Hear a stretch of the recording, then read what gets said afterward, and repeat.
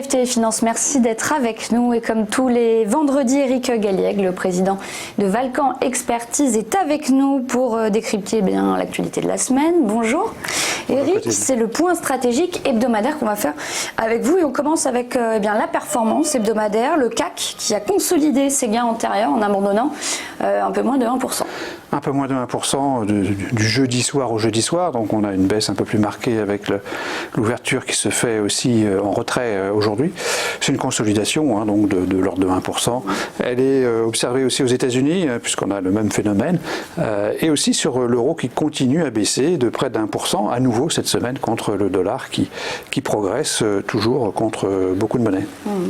Les nouvelles économiques et des entreprises avec 4 événements qui ont marqué la semaine. Évidemment, on parle de la crise du coronavirus. Est-ce qu'il y a une amélioration ou pas ?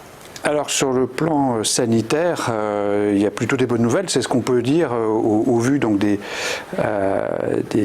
bulletins hebdomadaires annoncés par donc les autorités chinoises. Donc effectivement, le nombre de nouvelles personnes malades et de décès augmente moins vite. Ça diminue pas, ça augmente moins vite. Donc c'est plutôt considéré comme une forme de début de contrôle donc de l'épidémie. C'est plutôt une bonne nouvelle sur un plan purement sanitaire et sur un plan purement chinois. C'est donc plus 1 sur cette actualité favorable à l'économie d'une façon générale.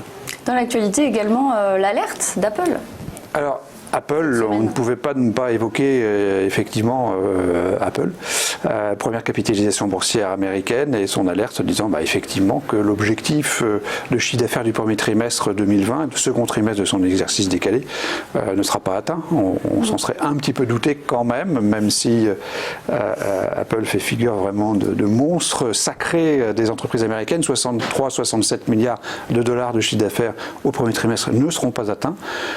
Les bénéfices donc devraient être révisés en baisse, on le voit sur le graphique, c'est surtout le bénéfice donc de ce trimestre et les autres trimestres sont pas révisés en baisse, ce qui est assez étonnant de mon point de vue, mais en tout cas c'est plutôt donc une nouvelle négative donc de voir la première capitalisation boursière mondiale annoncer à nouveau un profit warning, c'est le troisième je crois au cours des 3 dernières années pour donc Apple.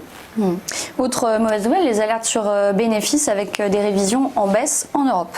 Alors, au plan des bénéfices, on a effectivement en Europe des révisions qui deviennent significatives. Donc, c'est pour ça que nous avons relevé cette information, cette actualité aujourd'hui, car cette semaine, avec moins 0,9% en une semaine, les analystes financiers du consensus FactSet ont révisé le plus négativement depuis plus d'1 an.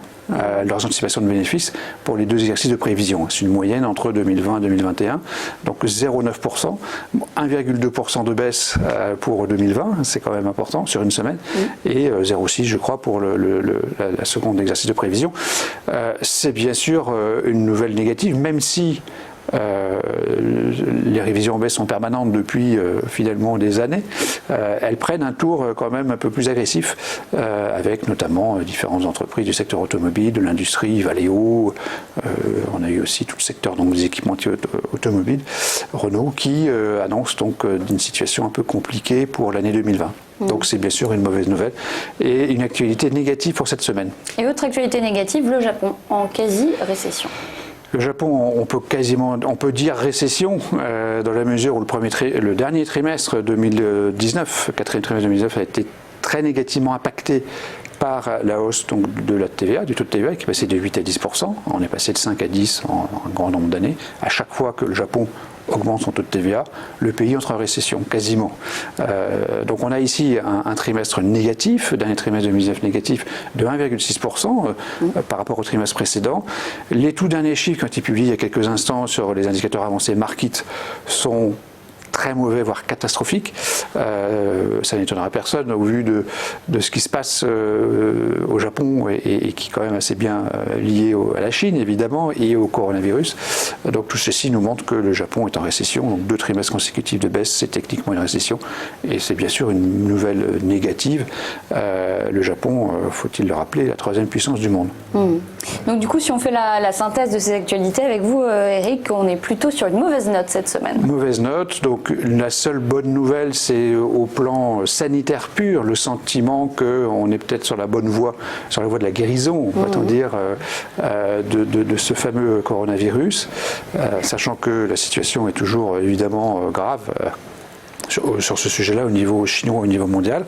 On a aussi en termes économiques, donc le Japon qui est encore en difficulté, et des bénéfices qui sont clairement revus en baisse, voire largement revus en baisse, ce qui fait par solde donc une activité négative avec ce chiffre de -2. Et pour finir, Eric, quelles recommandations d'investissement avec Valcan Expertise? Nous sommes toujours neutres, on recommande à nos investisseurs, à nos clients d'être investis, sans surpondérer, sans sous-pondérer. On est dans la fourchette de variation qu'on qualifie de normale. C'est en gros 5006, 6100. On s'est rapproché de 6100, on n'a pas été au-delà, on rebaisse un petit peu. On donc continue de recommander une allocation normale en actions actuellement. Merci beaucoup Eric Gallec, c'était le point stratégique hebdomadaire de la semaine. À suivre notre prochaine interview.